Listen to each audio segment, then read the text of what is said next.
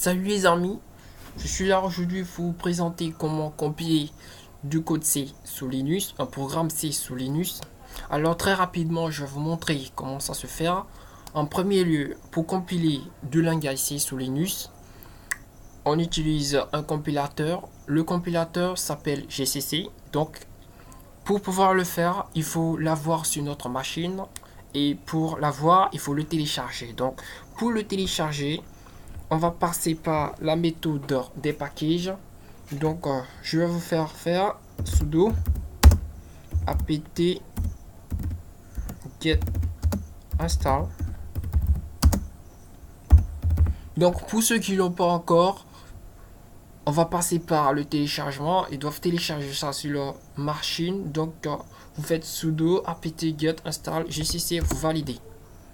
Bon, comme vous le voyez, je l'ai déjà sur ma machine. Donc, chez vous, ça va vous afficher de longs tests. Bon, vous validez, vous dites yes, et puis bon, il télécharge et il installe automatiquement. C'est beaucoup plus pratique et plus simple. Deuxième chose, je vais vous demander d'installer celui-ci, sudo apt get install build essential. Ce package, je crois qu'il est facultatif. Elle regorge en lui, il regorge en lui le compilateur de C++. Donc, vous validez. Je l'ai déjà sur ma machine. Elle est un peu facultative parce que on n'aura pas besoin de son contenu pour compiler du code C. Mais bon, je l'installe quand même. À chaque fois quand je dois installer le GCC, je l'installe pour m'abstenir de toute ambiguïté de fonctionnement dans mon système. Donc, on va passer à la compilation. Avant de compiler quoi que ce soit, il faut avoir un code qu'on veut compiler. Donc, je vais vous faire écrire un petit code en guise d'exemple pour pouvoir vous montrer comment compiler sous Linux. Donc, ici, moi, j'utilise l'éditeur Nano. L'éditeur de test Nano, bon, c'est ça, je l'utilise. Vous pouvez utiliser le gedit. Gedit.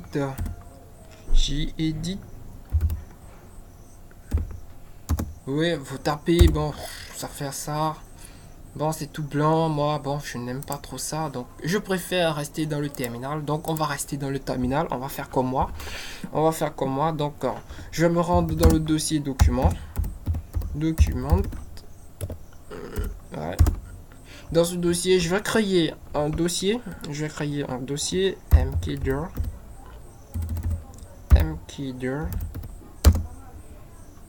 mkdir. Premier, que je vais nommer premier programme C. Je me rends dans ce sous-dossier cd premier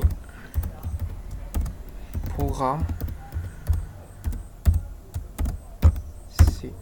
Dans ce dossier sera écrit le langage, le code C que je veux compiler pour vous montrer comment ça se fait la compilation d'un programme C sous Linux. Donc je vais créer mon fichier tout en ouvrant Nano avec le nom du fichier .c que je vais créer dans le dossier programme, premier programme C.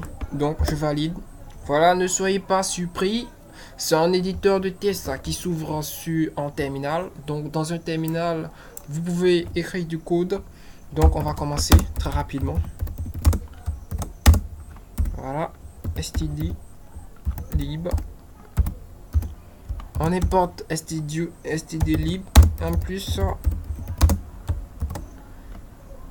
stdio.h. Maintenant on fait mine, notre méthode mine qui va contenir le programme qu'on veut exécuter, le petit programme. Et voici le programme exemplaire. Bonjour tout le monde.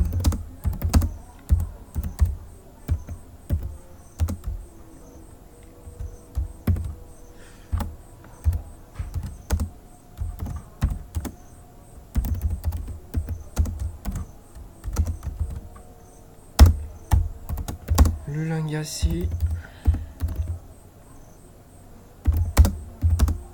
est trop cool.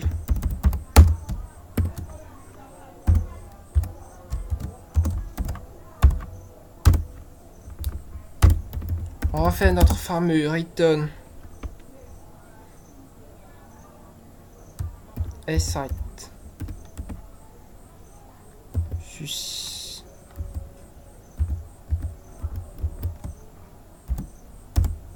Je ferai bien que c'est ça.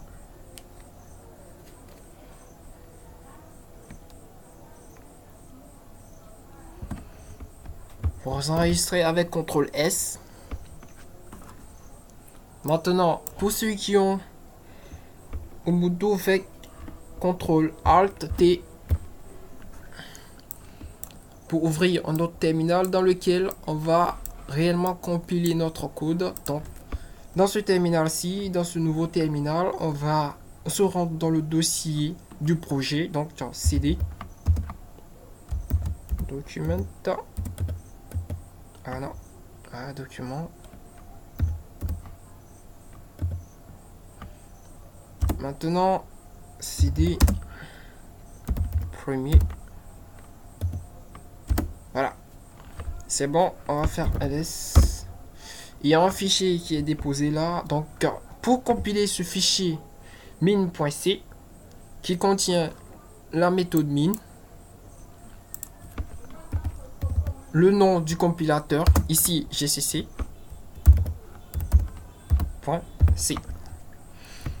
Donc, pour compiler un programme, un fichier C, un fichier qui contient du code C, vous tapez le nom du compilateur ici, gcc, et le fichier qui contient la méthode min. Pour ce cas-ci, c'est ça il faut faire. C'est ça il faut faire dans les prochains cas.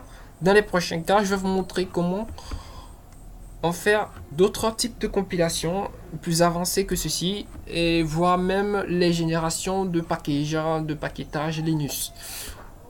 Donc vous validez. Bon, et ça ce chef. Au revoir. Comme vous le voyez ici, le compilateur me dit qu'il y a des erreurs de code. Donc ici, il a vu le return site et bon, on a de la chance. Le compilateur aussi nous permet de faire permet de faire aussi quelques suggestions. Un programme intérieur qui nous montre quelques exemples de correction. Donc on peut corriger ici. Il me dit le susef n'est pas comme je suis en train de l'écrire, mais plutôt un truc comme ceci. Donc on va faire exactement comme il le dit. Il nous le propose. S, on sauvegarde, et puis avec CTRL S, bien sûr vous sauvegardez avec CTRL S, et puis vous passez, on réessaye la compilation. Donc vous appuyez la flèche haute de votre clavier et vous repassez les lignes de commande déjà saisies.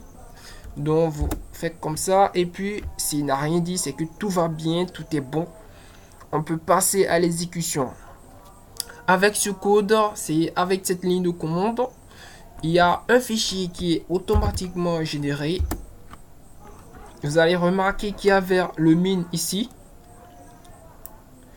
Et après compilation du fichier min.c, on a le a.out qui se trouve là. Ce a.out est le binaire généré, le code binaire généré par notre compilateur GCC. Donc pour l'exécuter, ce a.out, c'est déjà le programme qui est compréhensible par le noyau du système d'exploitation que nous utilisons à présent. Donc je fais point barre, le nom du fichier, le nom du programme que je peux modifier, il n'y aura pas de problème. Le contenu est toujours le même, c'est juste un nom. Donc a.out. Voilà. Et c'est tout. Ce qu'on cherchait à afficher, on l'a eu dans notre terminal. Donc voilà, ce serait tout pour aujourd'hui, pour la compilation. Bon, un petit touche, un petit complément. On peut changer le nom du fichier juste en faisant move le nom initial du fichier à .out ici, et puis le nom final, je peux dire programme par exemple. Programme. Valider et puis c'est bon. Donc vous faites ls. Au lieu d'avoir a.out qui était généré ici, prochainement vous avez programme. Intéressant, n'est-ce pas? Donc on l'exécute histoire de savoir si tout va bien encore. Voilà, c'est le même programme. Je vous l'ai dit, le contenu d'un fichier ne dépend pas de son nom. Donc vous pouvez modifier le nom, même l'extension du fichier. Le contenu sera toujours le même. Mais bon, pour certains programmes sous Windows, ce n'est pas toujours le cas. Mais le contenu d'un fichier est toujours le même. Donc, en compilant, on peut faire gcc min.c -o et faire prog. Par exemple, prg. Ceci compile, génère le code dans un fichier qui va nommer prog. Vous validez et voilà, c'est bon. Vous faites ls. Voilà notre programme personne. Le voilà. Donc pour l'exécuter, on fait prg. Voilà, le même code binaire de tout à l'heure est réaffiché parce que j'ai pas modifié le code. Ici, je n'ai rien modifié. Donc si vous voulez, on peut essayer de mettre un truc. Scan F pourcentage D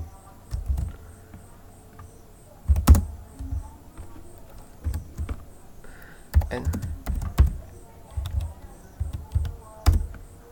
Je vais déclarer ma variable N. Je le déclare tout simplement. Et on va afficher le contenu entré par l'utilisateur.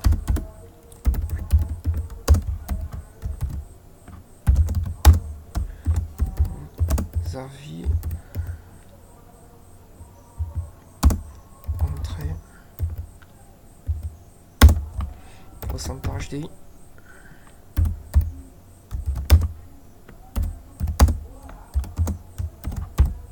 Voilà, c'est tout. On va recompiler histoire de générer notre code.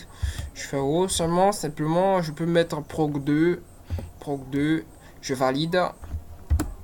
Voilà, notre code de tout de suite qu'on vient de modifier a été réencodé en binaire dans le fichier prg2.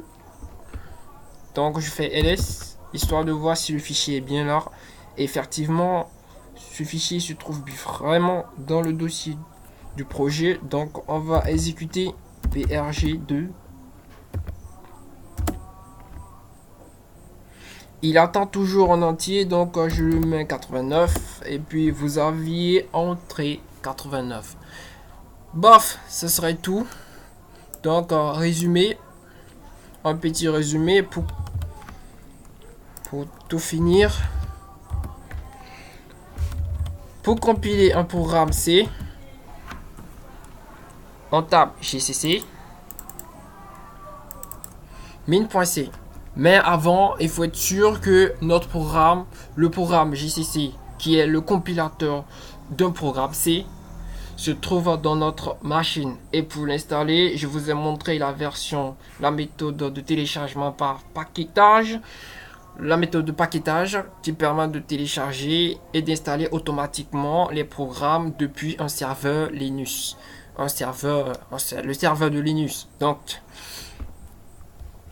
vous faites sudo apt-get install, sudo apt-get, voilà, ici, sudo apt-get install gcc. Ensuite, vous installez ce petit complément à installer, vous finissez. Ensuite, vous créez toujours un dossier pour votre espace de travail, un dossier pour le projet. Donc, vous toujours créer un dossier à chaque fois qu'on veut commencer un nouveau projet. Là, ça vous permet de mieux ordonner, mieux organiser les informations dans votre machine et ne pas trop se perdre lors des recherches de certains fichiers ou de certains programmes déjà écrits auparavant et que vous ne voulez plus réécrire. Bof, les amis, on va se dire à la prochaine fois.